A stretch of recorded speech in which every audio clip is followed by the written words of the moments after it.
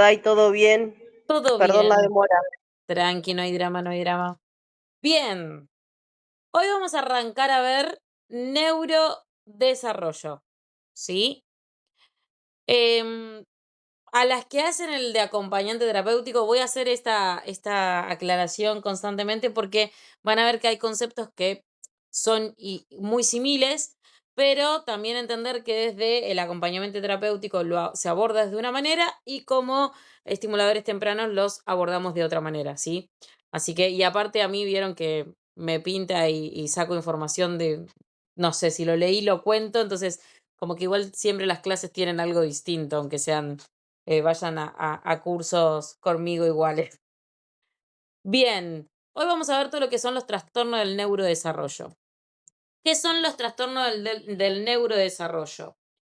Son como ese conjunto de condiciones que tienen su origen en el periodo del desarrollo y que luego se manifiestan, ¿sí? A temprana edad y que generalmente sucede antes del ingreso a la escolaridad formal, ¿sí?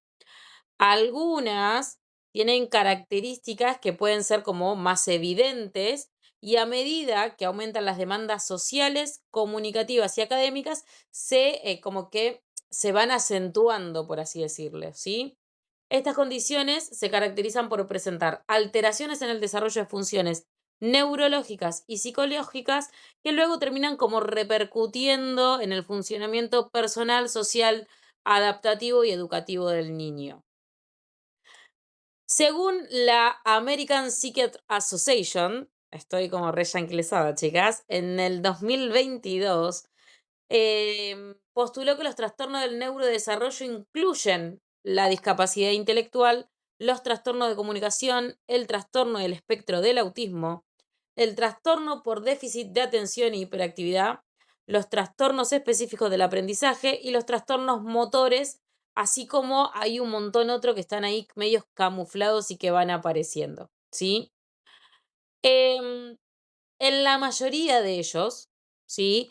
Tienen esto que comparten porque afectan procesos fundamentales en el desarrollo y un gran porcentaje, ¿sí? Requieren apoyos específicos para favorecer la participación y la calidad de vida. Desde una perspectiva más actual, es como imprescindible, ¿sí? Poder abandonar como esas ideas que se tenían de antes en que nosotros teníamos que abocarnos en el déficit de estos niños, como hay que curarlos. No, no hay que curarlos, sino que nuestro enfoque se basa en las fortalezas, las potencialidades y los derechos de los niños y las niñas. ¿Por qué? Porque esos derechos de las niñas y las niñas, y si fomentamos niñeces autónomas, luego vamos a tener adultos autónomos y con más herramientas, ¿sí? Hoy por hoy el modelo de la discapacidad, ¿sí? Y el paradigma de apoyo lo que busca es proponer que se comprendan que las dificultades funcionales no dependen únicamente de características individuales, sino también de las barreras o facilitadores presentes en los distintos contextos de vida. También, ¿qué quiere decir esto? Que nosotros tenemos que focalizarnos no solo en buscar que ellos se adapten a nosotros, sino que nosotros, ¿sí? Nos vayamos adaptando a las cuestiones de las neurodiversidades, ¿sí? ¿Por qué es importante en este sentido la estimulación temprana? Porque es el dispositivo privilegiado, chicas. Es donde los agarramos, recién están conociendo el mundo y es donde nosotras podemos promover oportunidad del desarrollo, favorecer la detección temprana, ¿sí? Y acompañar no solo a este sujeto, a este niño o niña, sino a las familias, para que las estrategias sean ajustadas a las necesidades particulares de ese niño o niña, ¿sí? Como siempre digo, cada niño o niña con su singularidad. Cuando pensamos en esto de por qué se realizan las intervenciones tempranas, como dije antes, no buscamos curar, tampoco buscamos normalizar, entre comillas, a ese niño o niña, sino que potenciamos al máximo el nivel de posible participación, de autonomía y de bienestar desde este niño, desde sus potencialidades. ¿Sí? Como siempre les digo, ¿no? Esto del desarrollo infantil y más en esta etapa en que nosotros abordamos, es como todo un proceso súper complejo, rápido y muy dinámico, en que se van convergiendo todo lo que son los factores biológicos, genéticos, ambientales, vinculares y socioculturales, ¿sí? Y el crecimiento humano se produce dentro de sistemas ecológicos que se dependen unos de los otros y que a su vez ejercen esta mutua influencia sobre los individuos. Entonces es importante que nosotros acompañemos desde una manera integral, ¿sí? ¿Por qué? Porque nosotros, cuando vamos evaluando las posibilidades y alertas de un posible trastorno al neurodesarrollo, no solo vamos a considerar lo que vemos en el niño, sino que también vamos a considerar las características del niño, las características e interacciones familiares, las experiencias educativas y las condiciones sociales, económicas y culturales en las que transcurre la vida de este niño, ¿sí? Bien, ¿qué es el neurodesarrollo? ¿Sí? El neurodesarrollo se puede definir como el proceso mediante el cual el sistema nervioso central madura progresivamente desde el periodo prenatal. ¿Se acuerdan que desde dónde empieza a armarse todas las conexiones neurológicas? ¿Fuera o ya desde dentro de la panza? dentro de la panza. Exactamente, desde el momento del periodo prenatal hasta la adultez nosotros vamos gestionando nuestras conexiones neuronales. Entonces, desde el momento que estamos gestando el bebé, aparecen la adquisición de habilidades cognitivas, motrices, lingüísticas, emocionales y sociales. Y este proceso depende de los mecanismos que son especializados. Esto es algo muy neurobiológico, ¿sí? La proliferación neuronal, la migración celular, la formación de la sinapsis, ¿se acuerdan cuando hablamos de sinapsis? La mielización de las fibras nerviosas. Y durante todos los primeros años de vida, el cerebro es cuando más presenta altos niveles de plasticidad neuronal, ¿sí? Cuando el cerebro es como una gran esponjita, ¿sí?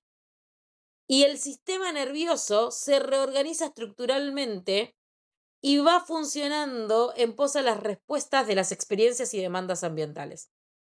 Es uno de los principales fundamentos científicos de la estimulación temprana, ya que desde ahí nos permite comprender la importancia de las intervenciones oportunas. ¿Sí?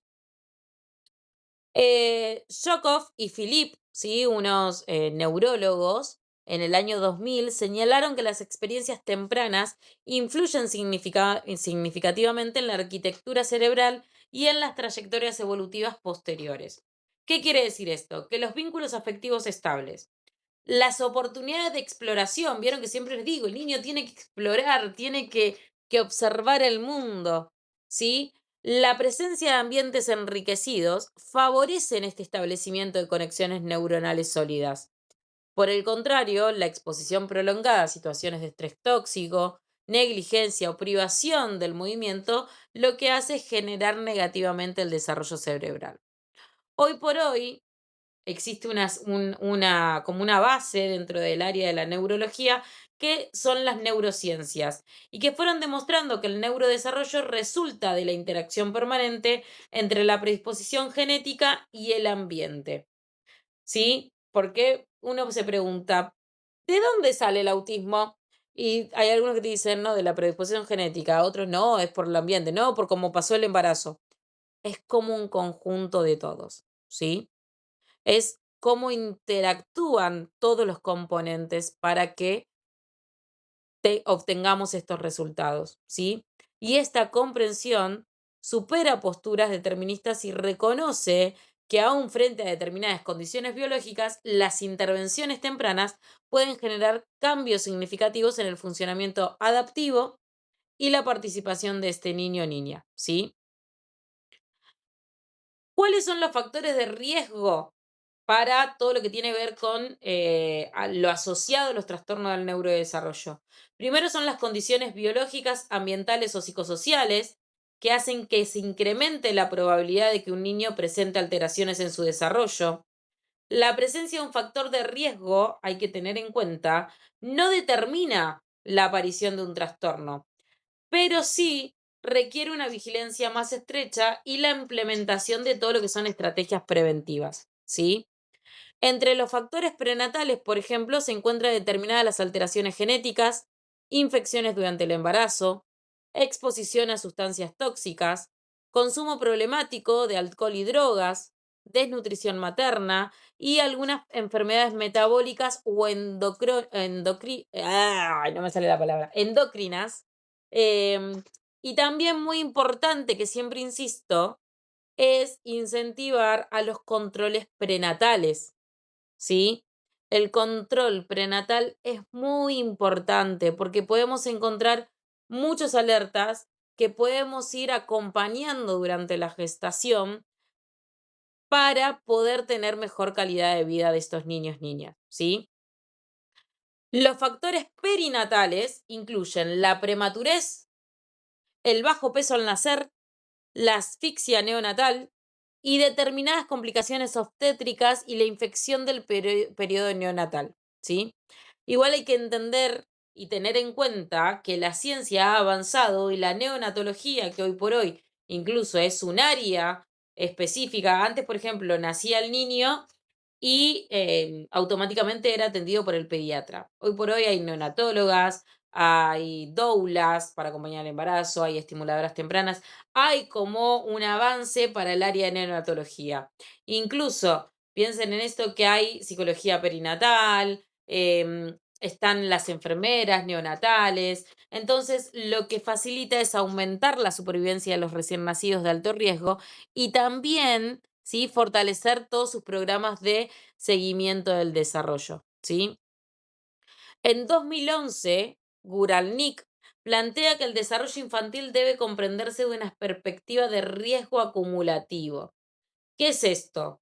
Es reconocer que la interacción entre toda esta multiplicidad de factores puede influir en los resultados evolutivos. Y esta mirada, ¿sí?, enfatiza la necesidad de intervenciones integrales y cotidianas. Y también que todo esto sea coordinado, ¿sí? ¿Por qué es importante la detección temprana? Porque es uno de los pilares fundamentales, ¿sí?, para que se involucre la estimulación temprana. ¿Qué quiere decir esto? Identificar las señales de alerta que pueden indicar la presencia de alteraciones en el desarrollo para poder así implementar todo lo que son apoyos específicos antes que las dificultades se profundicen o a su vez que generen repercusiones secundarias, ¿sí? Ojo al piojo acá. El hecho de la detección temprana no quiere decir que identifico el déficit y chicaneo ahí en el déficit, sino que nosotros desde ahí tenemos una perspectiva centrada en la familia, en donde vamos a reconocer también fortalezas, recursos, capacidades presentes en el entorno del niño y que desde ahí las prácticas son más efectivas. ¿Por qué? Porque vamos a promover no solo al niño, sino al empoderamiento familiar y favorecer la participación activa de los padres y cuidadores en este proceso de estimulación y de intervención, ¿sí? Los niños necesitan luego la contención dentro de la familia, ¿sí? Piensen, yo siempre digo esto, chicas, nosotros estamos 30 minutos a la semana, 40 minutos a la semana con los niños. Luego están con las familias. Luego están con los cuidadores principales, con los nietos, la abuela, el hermano. Entonces es necesario que nosotros, perdón, tuve que sacar el gato, que nosotros cuando realizamos un tratamiento nos focalicemos en toda la integridad de los núcleos familiares, ¿sí? Bien, ¿hasta ahí alguna duda, pregunta, consulta, chiquis?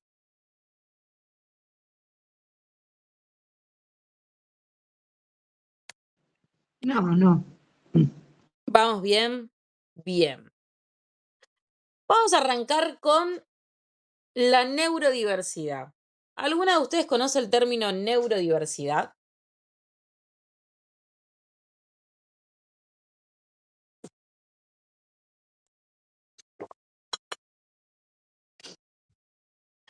El concepto de neurodiversidad surge en la década del 90, ¿sí? Como una propuesta alternativa a los modelos tradicionales que concebían a las diferencias neurológicas como trastornos o patologías. ¿Qué sucedía acá? Nosotros, o sea, el mundo lo que buscaba, ¿sí? La ciencia lo que buscaba era curar al neurodivergente, ¿sí? Hay dos términos acá que vamos a empezar a utilizar. El neurodivergente es la persona que procesa el mundo de una manera distinta. En estos incluyen trastorno del espectro del autismo, TDAH, altas capacidades, dislexia, discalculia, trastorno del aprendizaje, etcétera, etcétera, etcétera. Luego tenemos los neurotípicos, que son aquellos que procesan todos los sentidos, el mundo, de la manera, entre comillas, normal, ¿sí? La neurodiversidad es esto lo que sucede en nuestro mundo, en los cuales los neurotípicos y los neurodivergentes podemos convivir, ¿sí? Pero en un momento, los neurotípicos, ¿sí? La parte científica de los neurotípicos, decían que tenían que curar a los neurodivergentes. Entonces, lo que se hacía eran cosas bastante atroces, como electroshock, lobotomías, el golpe, ¿sí? Una de las particularidades, después vamos a ver todos los síntomas y etcétera, pero una de las particularidades esperen que, 2 segunditos que Soa quiere entrar a la clase, lo acabo de ver y que no está el link. 2 segunditos.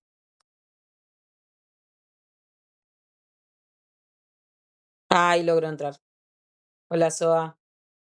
Eh, ¿Qué es lo que sucedía? Como les decía, la ciencia lo que buscaba era normalizar. Entonces, por ejemplo, una de nuestros alertas de los neurodivergentes es que nos cuesta sostener la mirada, ¿sí?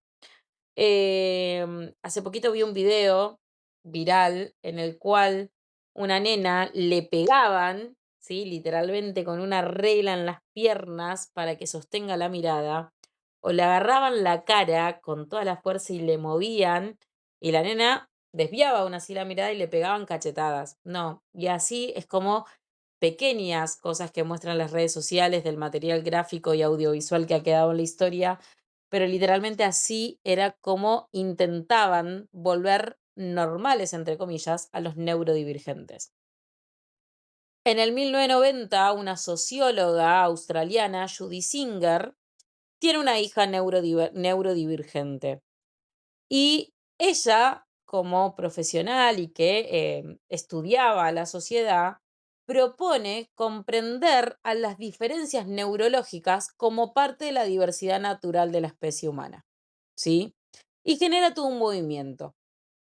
La neurodiversidad sostiene que las variaciones en el funcionamiento cerebral forman parte de la diversidad humana del mismo modo que existen, no sé, las diferencias culturales, lingüísticas, étnicas, preferenciales de gusto. Y de esta perspectiva, o sea, condiciones como el autismo, el trastorno por déficit de atención y hiperactividad, la dislexia, dispraxia, en un momento incluso existía el trastorno general del desarrollo, trastorno de conducta, etcétera, etcétera, etcétera. Y toda la forma de procesamiento neurológico no son consideradas exclusivamente como enfermedades, sino como expresiones legítimas de la variabilidad humana, ¿sí? Este enfoque no niega la existencia de dificultades o necesidades de apoyo, ¿sí? Reconoce que muchas personas experimentan desafíos en distintos ámbitos de la vida, pero este modelo lo que hace es proponer que dichas dificultades surgen frecuentemente entre las características individuales y entornos poco adaptados a las necesidades de las personas neurodivergentes. Por ejemplo, yo les voy a dar un ejemplo de cotidianidad que nos ha sucedido este fin de semana a mí y a mi hijo. Como siempre cuento, en mi casa nosotros somos 4 neurodivergentes. Yo soy TEA, soy autista con rasgos TDAH de altas capacidades. Mi hijo mayor es autista con alertas de Asperger. Mi niño del medio es TDAH con dislexia y altas capacidades. Y mi niño pequeño es es autista o y hablante tardío con trastorno del lenguaje expresivo. Todo lo que es sensorial nos causa muchísimo estrés. Nosotros, fue el cumpleaños de mi hijo mayor, fuimos a la Jurassic World, no sé qué miércoles, donde había muchos estímulos de luces, colores, ruidos, rugidos de dinosaurio. No prevenimos esa parte. Luego viajamos en un colectivo que el conductor al palo tenía el partido de turno del mundial, lleno de gente, cerrado. En un momento nosotros llegamos a mi casa y mi hijo me dijo, yo necesito ir a la habitación, apagar la luz y acostarme. Y yo, honestamente, chicas, sentía que tenía un ataque de ansiedad y que me iba a morir en vida. Porque aparte, ¿no? La rutina, los hijos, todos los estímulos. ¿Qué sucede? Yo, bueno, entiendo que, por ejemplo, cuando fui a lo de Jurassic World, error nuestro de no buscar una fusión distendida, pero qué necesidad del colectivero ir al mango con todos los parlantes en 80 escuchando el partido de Pepito con Pepito, porque no era un partido de Argentina, con las luces azules, porque no sé por qué se siguen usando luces de colores en los colectivos, la gente hablando, el colectivo sobrecargado. Y de repente, si abrís una ventana, no le importa si vos le decís, che, loco, yo necesito abrir la ventana.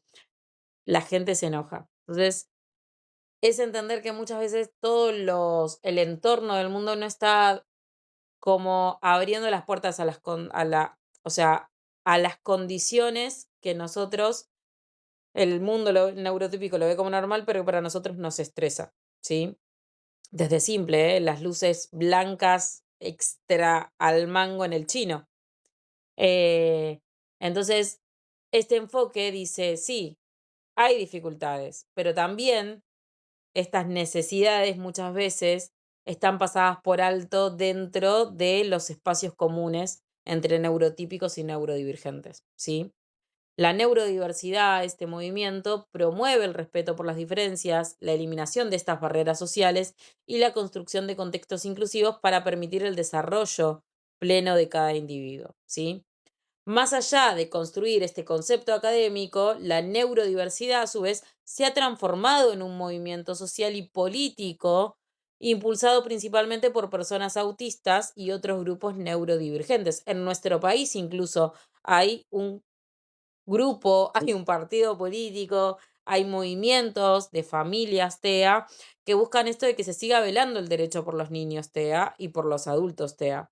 Hace muy poquito salió incluso un colectivero que quiso bajar a un niño autista porque se había olvidado los auriculares y el nene para regularse necesitaba ver videos en el colectivo. Y era un niño, ¿sí? Imagínense si esta situación hubiese pasado con un adulto, ¿sí? Eh, Hay que entender que durante muchos años de la historia, las personas con diferencias neurológicas fueron objeto de estigmatización, de exclusión y discriminación, y que más allá de que hoy decimos que estamos full inclusión, la inclusión es muy mínima y en lugares y con personas específicas, ¿sí? Aún sucede que si hay alguien con una crisis, y te miren de reojo, que te estén juzgando. Em, Nada, a mí me sucede como madre que mi hijo más chiquito está como con muchas crisis de meltdown y el otro día tuvo una crisis muy, muy fea, fea, fea, fea, de sobrecarga sensorial y que acá en nuestro barrio haya gente que haya dicho, bueno, nada, que después no le lleguen los comentarios en mi familia de, bueno, lo debe estar malcriando. No, señora. Y aparte, si lo malcrio o no lo malcrio, no estoy en la puerta de su casa. Estoy en la puerta de mi vereda tratando de calmar a mi hijo, no tiene por qué opinar nada. Pero nada, seguimos excluyendo. seguimos generando esas situaciones que genera incomodidad también para el entorno familiar, no solo para las personas neurodivergentes, ¿sí? El movimiento de la neurodiversidad surge como respuesta a esta situación y lo que promueve es la participación activa de todas las personas neurodivergentes en las decisiones que afectan sus vidas. Porque antes a las personas neurodivergentes no eran personas con sujeto de derecho, o sea, no eran vistas como personas sujeto de derecho. Hoy por hoy sí. Y hay un lema fundamental que se resume en nada sobre nosotros sin nosotros, que enfatiza la importancia de incluir las perspectivas de quienes quieren vivir esta experiencia en primera persona, ¿sí? Entre los principales objetivos se encuentra la defensa de los derechos humanos, la inclusión educativa, la accesibilidad social, el acceso al empleo, ¿sí? Porque es re complicado conseguir empleo siendo neurodivergente y es muy complicado sostenerlo, la reducción del estigma y el reconocimiento de la diversidad neurológica como parte de la condición de vida y la condición humana, ¿sí? Em, Hasta ahí vamos bien, chicas. Perdón si me quejo, porque este es uno de los temas que más indignación me da en el mundo. Em, la historia del autismo, como dije, está marcada por un montón de transformaciones conceptuales y durante siglos las personas que actualmente podrían ser identificadas dentro del espectro del autismo fueron incomprendidas debido a la ausencia de conocimiento científico sobre esta condición. Las primeras descripciones sistemáticas del autismo aparecieron en el siglo XX. En 1943, el psiquiatra infantil Leo Kanner publicó un estudio en el que describió a un grupo de niños que presentaban dificultades en la interacción social, patrones repetitivos de conducta y características comunicacionales particulares. Em, Uno de las grandes montañas de las personas autistas, más que nada en el masculino, son las interacciones sociales, ¿sí? No quiere decir que no puedan generar interacciones sociales, pero es esto de la literalidad, de cuando tenemos hiperfocos no podernos salir del hiperfoco, de tener como dos tonos de voz. No existe el término medio. Y trabajarlo genera mucho cansancio el término medio. O hablamos muy fuerte, que es mi situación, o hablamos muy monótono y abajo. Que, por ejemplo, yo tengo pacientes, incluso mi hijo, que habla monótono y abajo. Tengo mi hijo del medio que habla en mi tono de voz allá arriba, como pareciera todo el tiempo que estamos corriendo acelerados y gritamos. Em, un año después, ¿sí? El médico austríaco Hans Asperger, que es de quien luego se toma el apellido, ¿sí? Para poder diagnosticar a las personas Asperger, que es uno de las ramas dentro del espectro del autismo, describió a un grupo de niños con habilidades cognitivas preservadas, ¿sí? Que son habitualmente los niños con altas capacidades, o sea, que no tienen problemas intelectuales ni nada por el estilo, pero con importantes dificultades sociales y comunicativas, ¿sí? Después, durante varias décadas, predominó esta visión patologizante del autismo, como que era una enfermedad. Incluso algunas teorías atribuyeron a la condición de supuestas deficiencias, como que no tuvieron afecto materno, incluso las madres eran desacreditadas y consideradas como dañinas para la familia, ¿sí? Era todo culpa de la madre.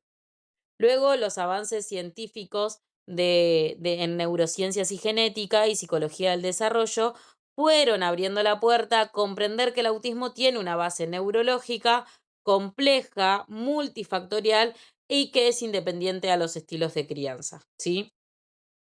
Durante muchos años existieron diferentes categorías de diagnóstico relacionadas con el autismo. Por ejemplo, estaba el trastorno del autista, el síndrome de Asperger, el trastorno generalizado del desarrollo no específico, el viejo TGD, y los trastornos del desarrollo.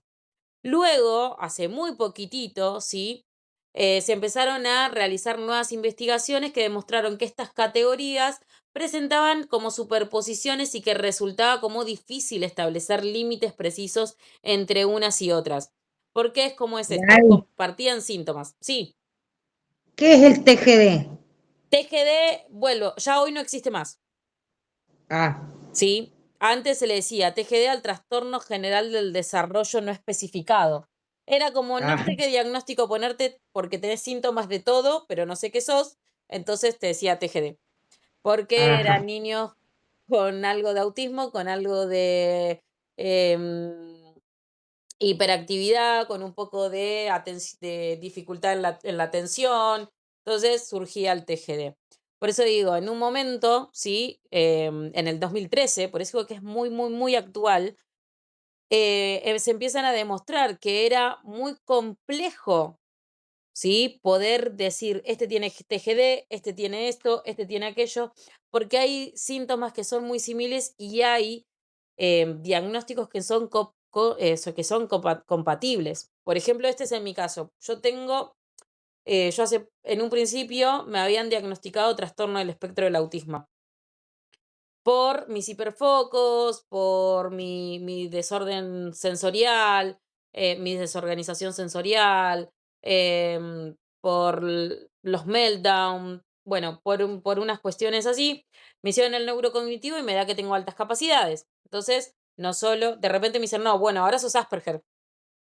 Y luego me hacen como yo empiezo a tener ataques de ansiedad, ataques de pánico y un montón de contextos, al principio un montón, es como muy entramado llegar a un diagnóstico específico. Por eso cada un año te tenés que volver a reevaluar.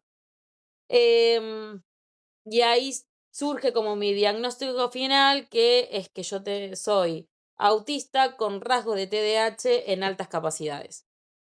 ¿Sí? Es como que vuelvo y me primacía todo que hago masking. Como soy niña de los años 90, en donde todo esto no surgía, yo recuerdo patente en que tenía una familiar que cuando yo no la miraba a los ojos me decía, vos me tenés que mirar a los ojos. Yo me sobreesforzaba a mirar a los ojos y hoy por hoy lo realizo. Y luego yo no entendía porque después ante estas cuestiones terminaba muy agotada y cansada. Bueno, es porque he armado mi masking durante muchísimos años, ¿sí? Y así un montón de otras cuestiones. Pero hay muchos niños 80, 70, 90 hoy adultos que no han sido diagnosticados o que hoy son diagnosticados como enfermedades autoinmunes y más.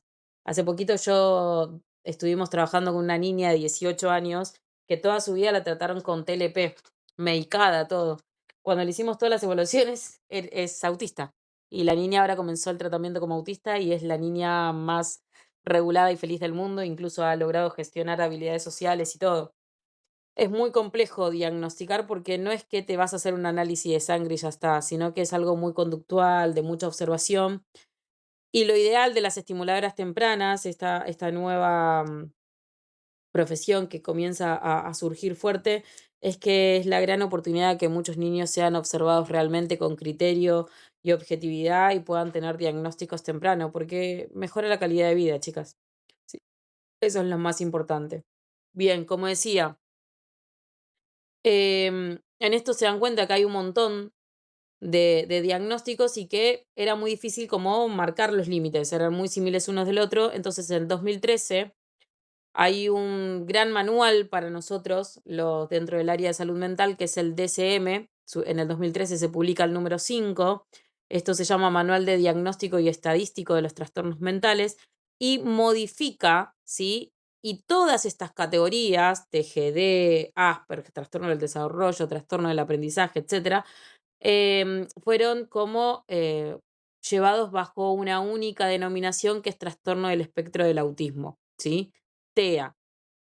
¿Por qué espectro? Porque desde ahí refleja la enorme diversidad que hay dentro de esta condición, ¿sí? Cada persona autista presenta un perfil único de fortalezas, un perfil único de desafíos, de intereses y a su vez también de necesidades de apoyo y características sensoriales. Esto es una intimidad muy, muy loca. Yo no uso sábanas porque la textura de la tela de la sábana. Posta, chicas, siento como que la paso muy mal. Y ayer mi niño pequeño se acuesta a dormir conmigo y ¿qué hace? Abre la cama. Entonces, en consecuencia, me tuve que acostar en las sábanas. Ay, eran las 2 de la mañana y yo ya no lo aguanté más. Agarré una frazada, ¿vieron esas las de tigre? Me envolví en la frazada y con la frazada me metía entre medio de las sábanas para poder acompañarlo a dormir a él entre las sábanas, pero yo no podía tolerar la textura de la sábana, es algo que no puedo. Entonces, vuelvo, es una característica propia mía, porque de repente yo veo a mis hijos y ellos pueden dormir en la sábana. Entonces, es eso, cada persona tiene características distintas, ¿sí? Con todos sus síntomas, por así decirlo. Mi nieto, que yo le insisto tiene 3 años, le insisto a mi hijo que, que lo haga ver, tiene Ujú. problema con las texturas de la comida. Mm, Él también. había una época en que todo en torrejas, todo tiene que ser torreja. Bueno, las texturas de las comidas y la deglución es uno de los grandes alertas. Por eso incluso se acuerdan cuando vimos la clase de entrevistas, que yo le decía, en la entrevista tienen que incluir, ¿tiene alguna particularidad en la alimentación? Porque las texturas en comidas es donde están los primeros alertas. Em, no sé, nosotros en el espacio hay un niño que solo toma jugo de manzana. La otra vez yo le quiero convidar un jugo y le doy jugo de naranja y lo probó y me dice, sentí asco. Y me habla todo neutro. Le digo, ¿por qué? Si es rico el jugo de naranja. Dice, no, esto es muy asqueroso. Em, y no tiene una lógica. Si uno dice, ¿por qué? Y él empieza como que siente el olor y se estruja todo y es que el jugo de naranja es un gusto que no sostiene y no tolera.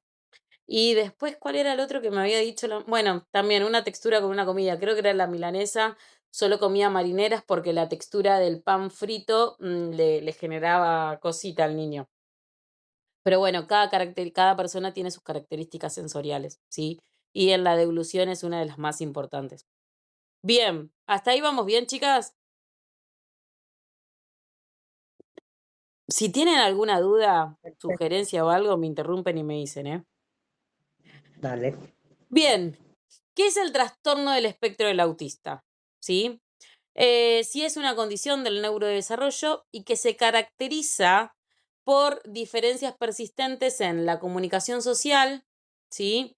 Y la presencia de patrones restringidos o repetitivos de comportamientos, intereses o actividades. ¿Qué quiere? Muchas veces, yo siempre digo, em, que van a ver es, por ejemplo, cuando se regulan, caminan en puntitas, de un lado al otro, o que van caminando, tuki tuki y vuelven. La otra es las pinzas. Cuando están nerviosos, es esto de yo uso mucho la pinza. Yo soy de las que usa pinza y después, si no, la digitación. Estoy como, no tiene una lógica, pero bueno, después de ir entendiendo un poco los diagnósticos, lo hago desde muy chica, que cuando estoy, de repente estoy así y necesito seguir el patrón, porque si no sigo el patrón, lo tengo que volver a empezar. Em, y lo repito constantemente. Después les tiemblan las piernas. Bueno, el caminar de puntitas es como uno de los principales. Pero bueno, todo esto son comportamientos repetitivos, ¿sí? Constantemente los hacemos. Se trata de una condición presente desde las primeras etapas del desarrollo y sus manifestaciones pueden variar significativamente según la edad, el contexto y las características individuales. Algo puntual es que muchas veces los niños autistas hasta los 2 o 3 años tiene como un crecimiento normal y a partir de los 2 años y medio de repente, tuki, aparecen como un montón de síntomas juntos, ¿sí? Que uno dice, pero si antes hablaba y decía todo y ahora no. Bueno, es porque el cerebro como que frena un momento y dice, ok, reorganicémonos. Sí pueden presentar diferentes como comprensiones de normas sociales, ¿sí? Tenemos mucho esto de las normas implícitas. ¿Por qué? Por la literalidad de las palabras. No sé. Si yo te digo, saca la ropa, yo les digo a ustedes, chicas, saquen la ropa al lavarropa. ¿Qué hacen? El lavarropa está andando y te digo, che, saca la ropa al lavarropa. ¿Qué hacen?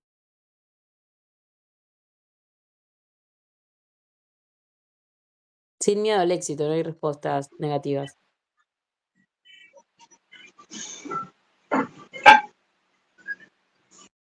La que se anime. Yo digo, che, saca la ropa al lavarropa. ¿Qué hacen? Y vemos si cortó y la sacamos. Si no cortó, no se puede sacar. Ok. ¿Y con la ropa qué haces? Claro, la Sacamos y cuelgo. tendemos. Si vos me decís a mí, saco la ropa y me voy a tenderla. Ok. Soa dice apago la ropa si la saco. Adriana dice saco la ropa y la tiendo. Y si no tenés prendido el lavarropa y no pusiste ropa a lavar, No, pero están dando el lavarropas. Y yo voy y les digo, che, sacá la ropa al lavarropa. no se puede. No, la realidad es que si Y a la mí... saco. ¿Cómo? La saco solamente, Bien, sin tenderla. las personas autistas, ¿sí? Y me incluyo, si a mí me decís, che, Dai, tráeme el mate, o che, Dai, vamos a tomar mate, tráelo. Yo lo traigo y te lo dejo en la mesa. Vos no me dijiste que lo prepare. Vos me dijiste, che, trae el mate. Y esto es basado en hechos reales. Em, Incluso basado en hechos reales, yo le digo a mi hijo, che, saca la ropa al lavarropa. Y él la saca. Y capaz que yo llego y encuentro la ropa arriba del lavarropa, sacada, pero arriba del lavarropa. Y me hace decirle, che, pero la Claro, tenés que colgar. como que Y tenés pero que si no me quiere que aclarar la cuelgue. lo que ¿Cómo? como que tenés que aclararle paso por paso lo que tiene que hacer. Es esto de que no hay subjetividades, no hay segundos sentidos, o sea, como que no hay una... No se entiende lo implícito de a veces de las conversaciones. Yo entiendo lo explícito, ¿sí? Si vos hoy viene, no sé, viene mi mejor amiga y jodiendo me dice, che, Dai, yo no te amo más. Yo juro que siento que me creo que realmente no me amas más. O, no sé, en una pelea que alguien me diga algo, yo lo siento literal, lo tomo de la manera literal, más allá que después la otra persona me diga, no, pero yo sentía tristeza, sentía enojo y por eso le dije, pero yo no entendí eso en tu lenguaje, solo entendí que me dijiste, no te amo más. Entendí lo que me dijiste. Em, entonces, también otro que sucede es esto de la interpretación de expresiones faciales, ¿sí? Es muy complejo. Em, bueno, yo hice mucho masking, entonces yo hay cosas que logro tal vez poder interpretarlas, pero por ejemplo conmigo puedes estar enojado al lado mío y tardo unos 15, 20 minutos en poder comprender que estás enojado conmigo si no me lo decís. Y ni hablar de mi hijo mayor, puedo estar todo el mes enojado y mirándolo con cara de enojo y él no va a interpretar nunca mi cara de enojo. Sí, él está trabajando mucho en eso de la interpretación de expresiones faciales, pero es algo normal, ¿sí? En los neurodivergentes. Necesitamos las palabras explícitas, el poder ponerlo en palabras, el que nos lo expliquen, lo secuenciado, el orden a orden de cada una de las cosas. Y también lo otro es el contacto visual, ¿sí?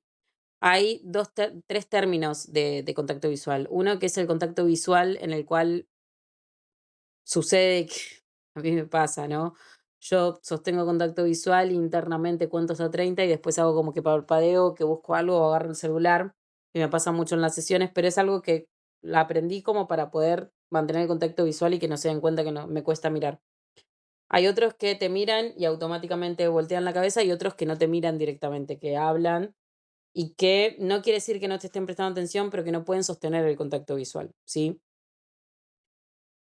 También pueden observarse todo esto, lo que son los intereses específicos, pero de mucha intensidad. Em, no sé, a los que le gustan los dinosaurios. em, si te gusta, yo voy a contarles de mi experiencia propia porque desde ahí tal vez puedo ser más explícita. A mí me gusta Harry Potter, pero yo tengo una obsesión, chicas, con Harry Potter y no es que es una obsesión, que es mi hiperfoco. Todo lo que ustedes quieran, yo lo voy a relacionar con Harry Potter. O sea, mi mate es de Harry Potter, yo hablo y hablo de Harry Potter. Si alguien presta atención, hoy justo lo conté en el taller de arte terapia, pero si alguien presta atención en el loguito de Entre Mates, nuestro espacio es verde y azul, que son los colores de Littering, que es mi casa en Harry Potter. Mi hiperfoco es Harry Potter y es mi hiperfoco desde que tengo 10 años. Yo arranqué leyendo los libros y ya, literal, yo sufrí mucho porque no me llegó la carta, porque yo no entendía que eso era magia. Para mí era literal, era la historia de vida de Harry Potter. Em, pero vuelvo, hay muchos hiperfocos. Nosotros en el espacio, por ejemplo, tenemos niños, un niño que su hiperfoco es rosas. Entonces, cualquier sesión, cualquier cosa vos que hagas, él te relaciona con la vida de Rosas. Y hace muy poco ingresó a nuestro espacio un adolescente que su hiperfoco es la religión. Entonces, todo lo que hablemos, él lo termina relacionando con contextos bíblicos. ¿Sí? Se acuerda, em, ¿cómo se dice?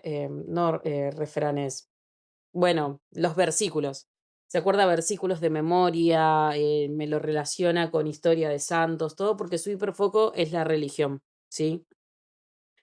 Es como su interés específico y lo vivimos con gran intensidad, ¿sí? Si sale algo nuevo necesitamos más información. También está esto de la necesidad de rutinas, la preferencia por la previsibilidad, esto de que se avise si hay un cambio previo, y las particularidades en el procesamiento sensorial. ¿Qué es importante esto? La combinación a veces de diagnósticos. Porque, por ejemplo, en mi caso particular yo tengo hiperfoco, pero también soy TDAH. Entonces me sucede que yo necesito el orden, pero después el orden no lo puedo continuar. ¿Por qué? No lo sé. Y me dan parálisis de tiempo. Después vamos a ver lo que son las parálisis de tiempo. Y es que de repente yo sé que tengo que tener un orden y que no me puedo salir de ese horario. Incluso si alguien ve, yo tengo muchos cuadernos en donde me organizo todo para poder llevar adelante mi día. Pero de repente, no sé, tuve una parálisis de tiempo, que es que me quedo sentada sabiendo que tengo que hacer muchas cosas, me abrumo y no puedo hacer nada. Me quedo acá sentada mirando el ropero. O sea, no es que, ay, se quedó mirando el celular. No, no, no, chicas. He estado una vez 40 minutos mirando el ropero. Es más, justo ayer mi mamá me dijo, ¿sabes qué, jefe? Tatata fue y estuvo como 20 minutos. Y cuando le dije, ¿qué estabas haciendo ahí? No, estoy mirando el azulejo. ¿Qué estabas mirando el azulejo? No sé, pero sentí como que estaba pensando mucho y de repente me puse a ver el azulejo. Y me empezó a dar detalles del azulejo y dije, ay, es tan hijo mío. Pero bueno, una de las cosas es que pueden aparecer parálisis de tiempo, ¿sí? Es importante esto entender que no es una enfermedad, ¿sí?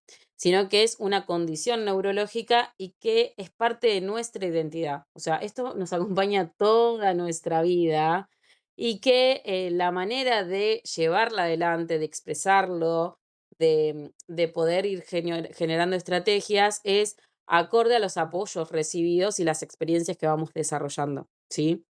Una persona, ¿sí? Autista o con alguna neurodiversidad, con terapias en tiempo y forma y pronto, no va a tener la misma calidad de vida que un niño que tuvo que resolverlo solo, ¿sí? Las primeras señales se pueden observar durante los primeros años de vida, aunque la edad de detección va variando, ¿sí? Según cada niño y niña. Entre las manifestaciones pueden encontrarse esto de que no responden al nombre. De repente vos estás, che, Robertito, y Robertito nunca va a dirigir la cabeza ni va a tener ninguna intencionalidad en hacerse cargo de ese nombre. No porque no sepa que se llama así, sino porque no hay respuesta. Escaso interés por la interacción social, ¿sí? Dificultades para compartir experiencias, retrasos o particularidades en el desarrollo del lenguaje, utilización limitada de gestos comunicativos y patrones de juego diferentes esperados para la edad. Por ejemplo, no sé, tienen 3 años y aparece el juego simbólico compartido. En un niño TEA puede aparecer juego simbólico, pero paralelo. ¿Qué quiere decir? Que juega solo al lado de otro niño o que juega solo y se aísla, ¿sí? También pueden observarse esto, los intereses inusualmente intensos, los movimientos repetitivos, elevada sensibilidad sensorial o dificultades para adaptarse a los cambios de rutina. Es importante esto, ¿no? Que recordemos que esto no es que podamos verlo como una conducta aislada para establecer un diagnóstico, sino que se tiene que interpretar desde una evaluación integral en donde vemos a toda la globalidad de este niño o niña. Porque hay muchas situaciones en donde son diagnosticados y que muchas veces en realidad no está el diagnóstico, sino que es algo más emocional, ¿sí? No, porque no juega con otros niños y camina en puntita de pies. Y tal vez está atravesando alguna situación emocional y que está desbordado emocionalmente y que está desregulado emocionalmente, pero no porque tenga una neurodiversidad, sino porque le están pasando cosas alrededor en su vida, ¿sí? Uno de los aspectos centrales del TEA se relaciona esto con las presencias de conductas repetitivas y de los intereses específicos. Los intereses específicos nosotros le vamos a decir hiperfocos, ¿sí? Estas manifestaciones lo que hacen es incluir todo lo que son los movimientos corporales y repetitivos, y la necesidad de seguir determinadas rutinas y, como dije, los hiperfocos en situaciones, en cosas particulares, ¿sí? Lejos de ser conductas carentes de significado, muchas de estas acciones cumplen funciones importantes relacionadas con la regulación emocional, la organización cognitiva y la adaptación al entorno. Aguárdenme 5 segundos que me llegó un pedido. Perdón, ¿eh? Ahí voy.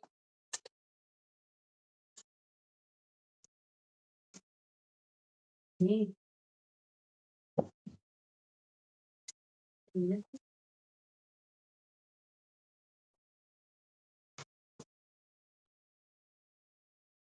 Bien, lo otro, como dijimos antes, todo lo que es el procesamiento sensorial, todo esto, las diferencias en el proceso sensorial constituye una de las características frecuentes dentro del espectro del autismo, ¿sí?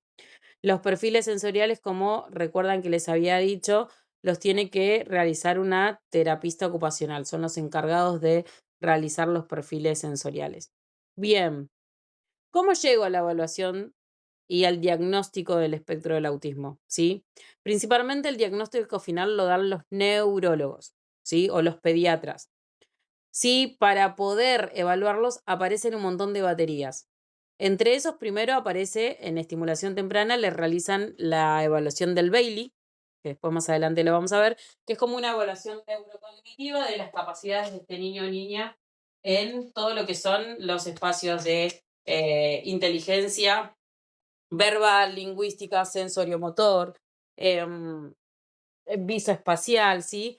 Como que se van evaluando con baterías específicas, juegos específicos que brindan un puntaje y luego ese puntaje nosotros luego lo trasladamos a algo gramatical para poder justificar el por qué nosotros decimos que hay alertas de autismo. Nosotros damos presuntivos, ¿sí? Alertas.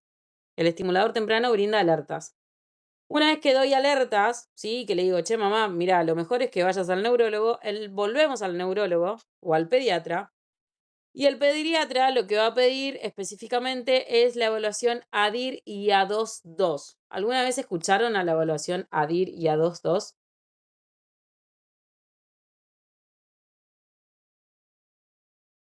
No, yo jamás, jamás. Bien, el ADIR y el A2-2 son herramientas para la evaluación y diagnóstico del trastorno del espectro del autismo, ¿sí? El ADIR es una entrevista de 93 preguntas sobre comunicación, interacción social y patrones de comportamiento que se le realiza a los padres, ¿sí? Esta evaluación la pueden realizar solo psicólogos o psicopedagogos, ¿sí? Se le pregunta y lo que hace a través de estas 93 preguntas es identificar patrones consistentes con el TEA y desde ahí generar un perfil del desarrollo de este niño o niña, ¿sí? O adulto inclusive. Desde ahí pueden ir como evaluando las intervenciones. Y luego tenemos el A2-2, que es la escala de observación para el diagnóstico del autismo. Es la 2 porque es la segunda edición y que es una evaluación basada en la observación directa. ¿Qué quiere decir esto? Que nosotros esta la realizamos sobre el niño o niña joven o adulto, ¿sí? Y se le proponen diversas situaciones estructuradas y semiestructuradas. Juegos, resolución de problemas, interacción social, y en la evaluación se evalúa la comunicación, la interacción social, el juego y la creatividad y se adapta a diferentes edades y niveles de desarrollo lingüístico. Se puede tomar desde los 12 meses hasta la adultez, ¿sí? La sesión dura entre 30 y 60 minutos, depende cómo lo aborde el profesional, y lo que hace es permitir obtener información objetiva sobre el comportamiento del paciente. Tiene diferentes módulos. Tenemos el módulo T, que son los niños de 12 a 30 meses con lenguaje limitado o con ausencia de lenguaje. Módulo 1, niños mayores de 31 meses sin lenguaje. Módulo 2, personas de cualquier edad con lenguaje de frases pero sin fluidez verbal. Módulo 3, niños y adolescentes con lenguaje fluido. Y módulo 4, adolescentes y adultos con lenguaje fluido. El ADIR también nos ayuda, ¿sí? Por eso siempre los mandan juntos, nos ayuda a poder determinar después qué módulo voy a aplicar del módulo de la 2, si el T, el 1, 2, 3, 4, porque nuestro primer acercamiento con el niño es a través del ADIR, ¿sí? Una vez que realizamos el ADIR, volvemos al neurólogo y ahí, ¿sí? Es donde oficialmente se le realiza el encefalograma bajo sueño, exámenes de rutina clínicos y es de donde se diagnostica oficialmente si es que existe el autismo, ¿sí? Hay una clasificación dentro del espectro del autismo que más que decir nivel 1, nivel 2, nivel 3, nivel 4, como anteriormente se decía, lo que hace es reconocer que las necesidades de apoyo pueden variar considerablemente entre cada una de las personas, ¿sí? Por eso lo que se describen en estos niveles son los niveles de apoyo que permiten orientar las intervenciones y también de comprender la intensidad de las necesidades existentes en los distintos ámbitos de la vida cotidiana, ¿sí? Algunas personas requieren apoyos mínimos para desenvolverse de manera autónoma en contextos sociales y académicos, mientras que otras necesitan asistencia más frecuente, todo lo que tiene que ver para poder afrontar esos desafíos con la comunicación, la regulación emocional o la adaptación a cambios ambientales, ¿sí? Existe también personas que presentan necesidades de apoyo intensivas y permanentes, especialmente cuando también existen dificultades significativas como la comunicación funcional, la discapacidad intelectual u otras condiciones asociadas, ¿sí? ¿Qué es importante entender desde esto? Que los niveles no determinan el valor de una persona ni predicen de manera absoluta el desarrollo a futuro, ¿sí? Las necesidades de apoyo y estos niveles se pueden modificar a lo largo del tiempo en función a las experiencias, oportunidades, aprendizajes y también los recursos disponibles, ¿sí? Actualmente se utiliza como una única definición de denominación diagnóstica que es trastorno del espectro del autismo, ¿sí?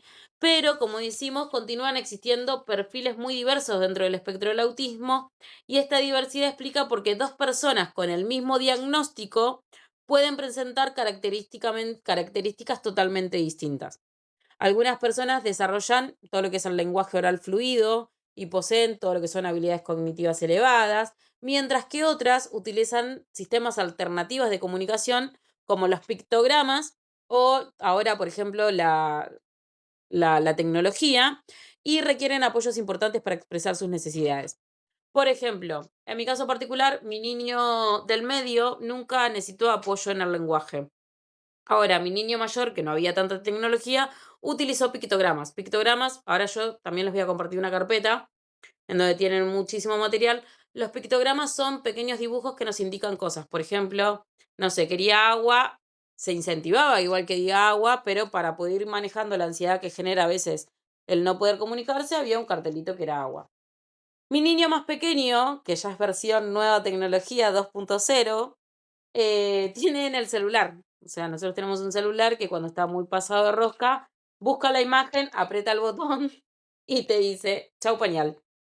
Por ejemplo, se hizo caca o se hizo pis o ya le molesta el pañal, hay un botoncito ahí. O sea, es una aplicación y dice chau pañal, hola pañal, agua, comida, cosas muy simples, correr, hablar, ¿sí? Que lo ayudan como a comunicarse cuando ya han intentado todos los mecanismos y no puede, ¿sí?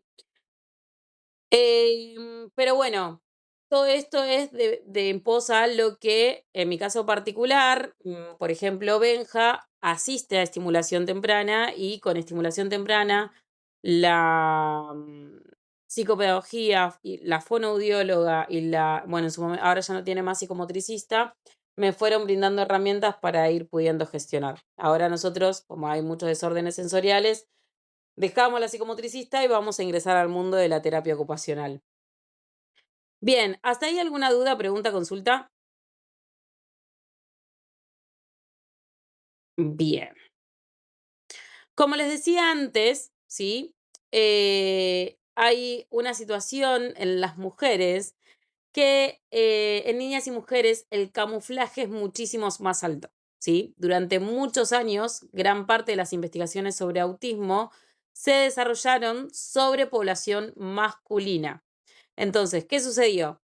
apareció un montón de sesgos, huecos, blancos sobre la identificación de niñas y mujeres autistas.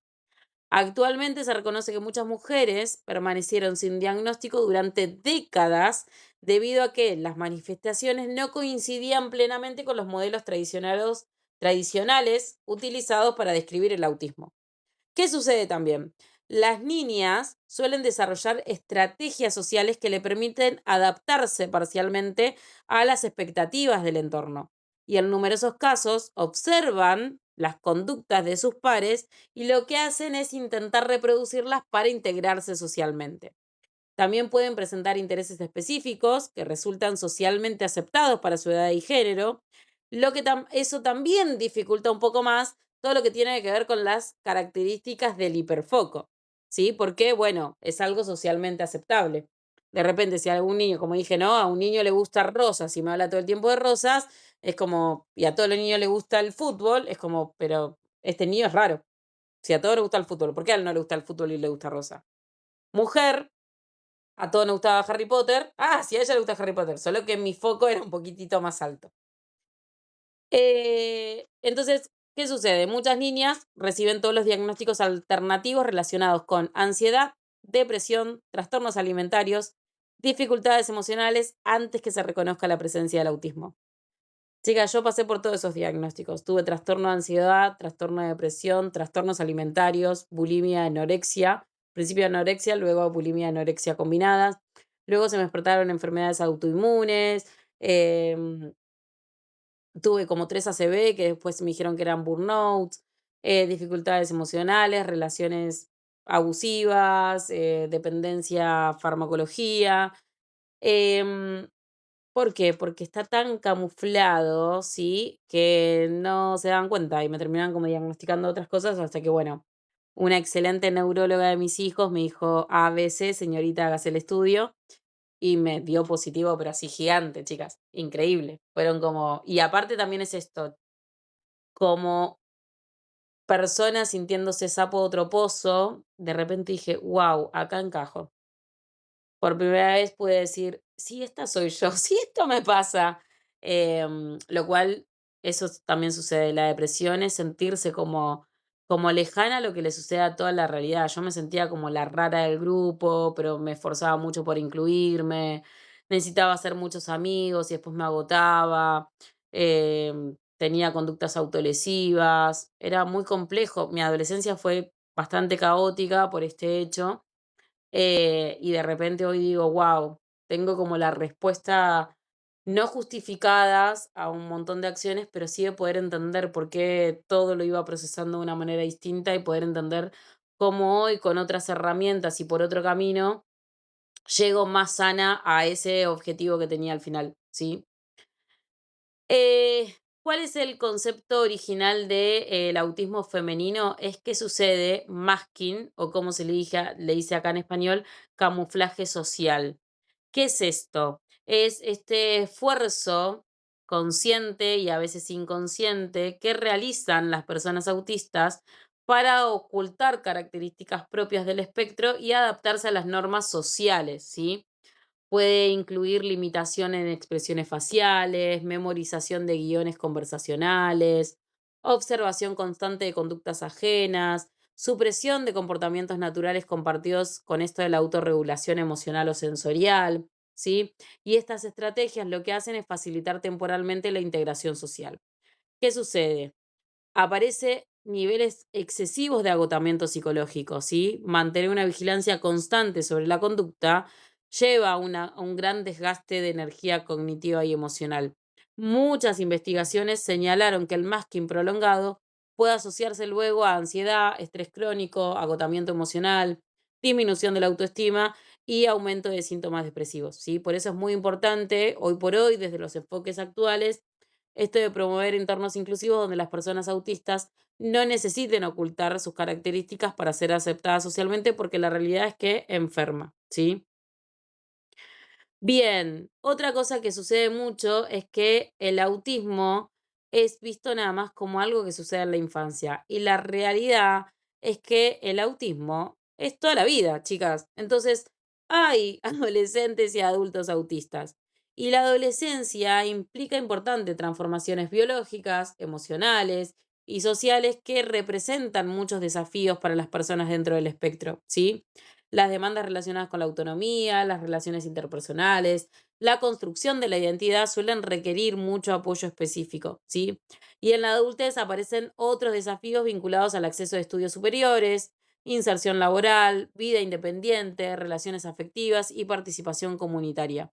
No sé si vieron que a principios de este año un joven autista, estudiante de la UBA, por la sobreexigencia y por no tener las adaptaciones curriculares que por ley se tienen que hacer, porque hay una ley de discapacidad que exige las adaptaciones curriculares para las personas, para cualquier persona con alguna discapacidad, que son los PPI, más adelante los vamos a ver. Y se suicidó el muchacho, chicas, se suicidó por no llegar a cumplir las demandas culturales, educativas y sociales que le exigía la facultad. Porque así de literal vive en el mundo, se vive en el mundo en este proceso del autoconocimiento de nuestra identidad autista, ¿sí? Entonces es muy importante de realmente entender que no solo necesitan apoyo los niños y las niñas, ¿sí? Para tener en cuenta esto, más allá de que ustedes no lo van a abordar dentro de estimulación temprana, pero los adolescentes y la adultez, el espectro del autismo es algo muy complejo, ¿sí? Bien, ¿hasta ahí vamos bien? Bien, el 2 de abril, datito de color, chicas, para el próximo 2 de abril lo llenan de cositas azules. Va de arco iris ahora, porque la neurodiversidad, el azul es el color del autismo, la neurodiversidad es un infinito, ¿sí? De muchos colores en forma de rompecabezas. El 2 de abril se conmemora el Día Mundial de la Concientización sobre el Autismo y que es una fecha establecida por la Organización de las Naciones Unidas con el propósito de promover el conocimiento, la comprensión y el respeto hacia las personas con el trastorno del espectro del autista, ¿sí? Esto fue algo muy nuevo, ¿sí? La resolución fue en el 2007, el 18 de diciembre, cuando en la Asamblea General de las Naciones Unidas aprobó la resolución 62-139, mediante la cual se designó oficialmente el 2 de abril como el Día Mundial de la Concienciación, bueno, dislexia, chicas, no me sale la palabra, sobre el autismo, ¿sí? Es la primera conmemoración internacional y la primera vez se realizó en el año 2008, ¿sí? La creación de esta jornada lo que hace es responder a la necesidad de visibilizar esta condición del neurodesarrollo que históricamente estuvo como muy golpeada, atravesada por mitos, prejuicios, desinformación y que durante muchos años las personas autistas se enfrentaron a todo lo que eran barreras significativas para acceder a la educación, a la salud, el empleo y la participación social plena, ¿sí? La falta de conocimiento acerca del autismo generó situaciones de exclusión, discriminación y vulnerabilización de derechos. El objetivo de esta fecha lo que busca es sensibilizar a la sociedad sobre la importancia de construir entornos más inclusivos, accesibles para las personas autistas, ¿sí? Y también esto de buscar promover el diagnóstico temprano, el acceso a los apoyos adecuados y el reconocimiento de las capacidades, fortalezas y aportes que las personas dentro del espectro pueden realizar en los diferentes ámbitos de la vida comunitaria, ¿sí? Em, Cada 2 de abril hay un montón de actividades, ¿sí? Hace este 2 de abril, por ejemplo, en la Plaza San Justo, Familias TEA La Matanza realizó un evento súper gigante en donde, que no es tanto para las personas autistas, porque yo fui y quedé como re sobrecargada. Mi hijo también decía como que esto no es tanto pensado para nosotros. Llegaba un momento que había gente, ruido, música, que mi niño más pequeño la pasó muy mal. Em, pero bueno, está bueno porque visibiliza, porque acompaña a que se compre el material concreto, había una feria, todo. Está bueno para ir e interiorizarse, ¿sí? Bien, hasta ahí vimos lo que es la primera parte de neurodiversidades. Todavía nos falta mucho, chicas, ¿eh? Es la primera parte, imagínense, porque tenemos que ver todavía los que son de alto funcionamiento, TDAH, trastornos de atención, hay un montón, ¿sí? Pero bueno, espero que las clases les haya gustado. Este es un tema que la realidad es que me atraviesa, entonces hablo mucho más que en otras clases. Cualquier duda, pregunta a disposición y nos estamos viendo la semana que viene. Sí, hasta la Gracias, semana que Ray. viene, entonces. Hermosa clase. Gracias. Nos vemos la semana que viene, chiquis.